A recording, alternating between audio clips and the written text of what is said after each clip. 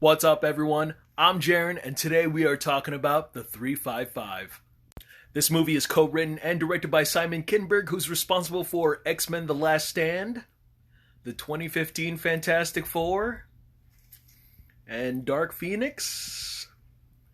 Yeah, I was worried there too. The movie was originally slated for January 2021, but instead we got it in January 2022. And was it worth the wait? I don't know. I guess? When I first saw the trailer for this film, I was very excited for it, only because nowadays it is rare to come across a good female lead spy movie that wasn't, one, a remake, two, just focus on one celebrity like Angelina Jolie or Charlize Theron. Nowadays, and this includes TV shows, but you can always find yourself a typical run-of-the-mill testosterone group movie. And this might include movies like the Fast and Furious, or like the Expendables, the Avengers DC movies, or every heist movie. Really, almost every heist movie. Knowing Simon Kinberg's credibility from writing and directing, I had little hope. And if I'm gonna be honest, I was very entertained by this movie. But this movie was also predictable. The formula, the structure that works in a spy action thriller is all here, but the execution, pulling out every old trick in the book, just leaves no surprise for the audience. The cast of the 355 include Jessica Chastain. I love this actress. She's a fireball every single time she's on screen, but she had a little bit to work with as far as characterization, and she was very stiff in a lot of her action scenes because I've seen her do action, but in this, something was off. Penelope Cruz, another wonderful actress and also likes to deliver a lot of emotion. The problem is that she reminds not just our main characters, but the audience that she is a therapist and she is not fit for action. Bing Bing Fan. She is the best thing about Resident Evil Retribution. She is probably the slickest amongst the main characters as far as the characters go, but because she's so badass that they literally save her for the last 45 minutes of the movie and you really don't get much of her. Diane Kruger. Originally, Marion Cotillard was supposed to play this character, but instead the role went to Kruger, and I love that she took it because she is a lot more physical in this movie, a lot more physical than a lot of the roles she's given because she's usually the love interest or the eye candy, and she got down and dirty in this movie. And last but not least, we have Lupita Nyong'o, who never fails to give that one good, one-tier eye action going on, and she never downplays any of the roles she is given. Unfortunately, the way they wrote her in the script really doesn't give her too much to do as far as being the tech person, and I feel like they could have gave her more.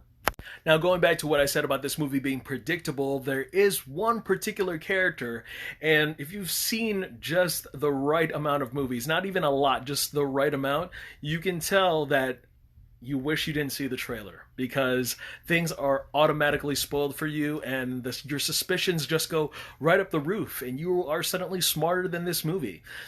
There are a lot of familiar key points in this movie that does influence from other spy action thrillers, and in ways it kind of plays out almost the same, and at times when it doesn't, it really deflates a lot of its nobility.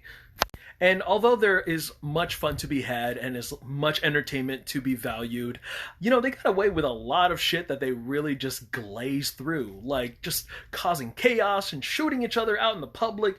Just, there's no real consequence to it, because then the movie would just stop. And the movie was already 2 hours and 2 minutes. This includes credits.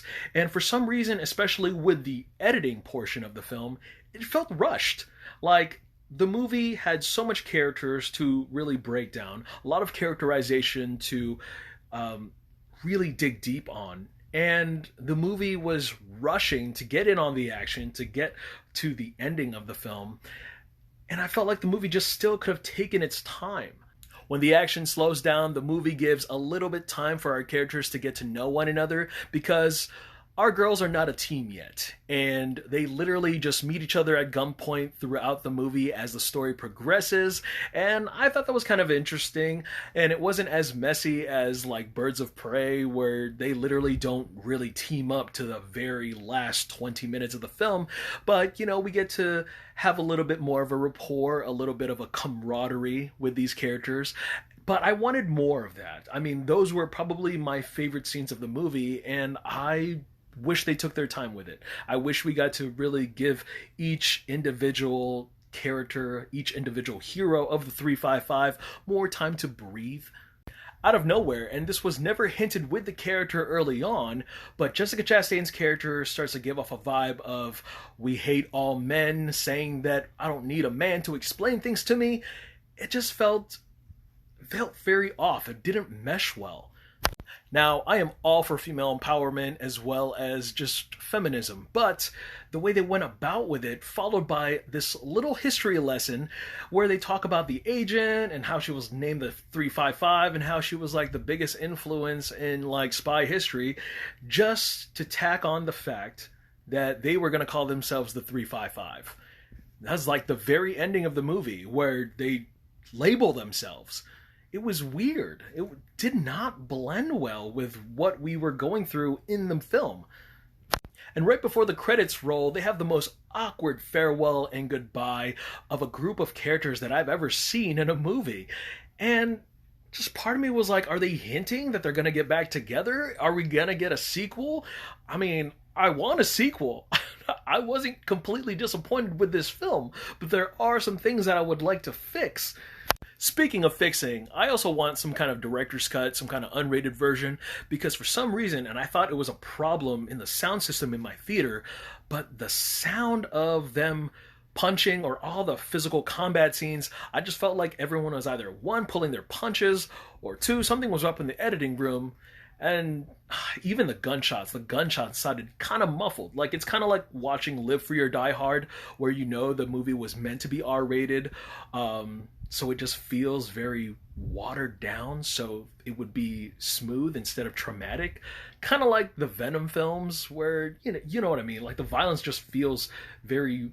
The 355 have nothing new to offer as far as spy action thrillers go, but with this cast ensemble, I had a great time. I would see it again. I know I'd just be nitpicking. Alright guys, that's all I got for you today. Thank you guys so much for watching. Look forward to more reviews, and I will see you guys at the movies. Okay, bye.